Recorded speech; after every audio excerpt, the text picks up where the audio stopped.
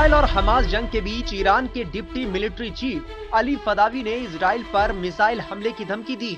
फदावी ने छात्रों से मुलाकात के दौरान कहा, अगर जरूरत हुई तो हम इजराइल पर मिसाइल हमला करने में संकोच नहीं करेंगे, इसमें हमें कोई दिक्कत नहीं है। यही नहीं, फदावी ने दावा किया कि इजराइल अपने मिसाइल डिफेंस सिस्टम आयरन डोम को लेकर बड़े बड़े दावे करता है, लेकिन सच्चाई ये है कि इसका सक्सेस रेट सिर्फ 30% है। दरअसल फदावी 23 अक्टूबर को तेहरान यूनिवर्सिटी पहुंचे थे। यहाँ उन्होंने इजराइल और हमास की जंग के अलावा इसमें ईरान पर लग रहे आरोपों पर चर्चा की थी। फदावी ने कहा, अगर जरूरी हुआ और ऑर्डर मिल गए तो हमें हाइफा शहर पर हमले में कोई झिझक नहीं होगी। दरअसल एक छात्र ने फदावी से पूछा था कि क्या ईरान सरकार और फौज इजराइल के खिलाफ कोई डायरेक्ट एक्शन लेने के लिए तैयार है।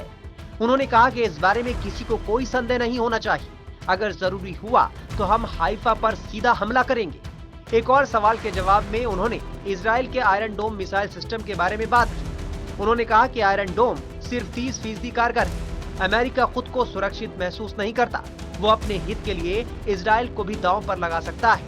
फदावी ने इजराइल को जंग के गंभीर नतीजे भुगतने की धमकी दी।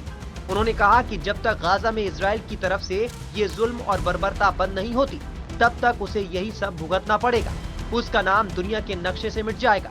कुछ और इंतजार कीजिए, अभी इजराइल को और भी कुछ भुगतना है। बता दें कि अमेरिकी मीडिया वॉल स्ट्रीट जर्नल ने कुछ दिन पहले हमास और हिजबुल्लाह के सीनियर अधिकारियों के हवाले से अपनी रिपोर्ट में ये दावा किया था कि ईरान के सुरक्षा अधिकारियों ने इजराइल पर हमले की प्लानिंग में हमास की मदद की थी। इसके बाद उन्होंने 2 अक्टूबर को बेरूत में एक बैठक में हमले के लिए हरी झंडी दे दी थी, जिसके बाद 7 अक्टूबर को हमास ने इजराइल पर रॉकेट दागे थे, जिसमें इजरायली सैनिक समेत करीब 1500 लोगों की मौत हुई थी।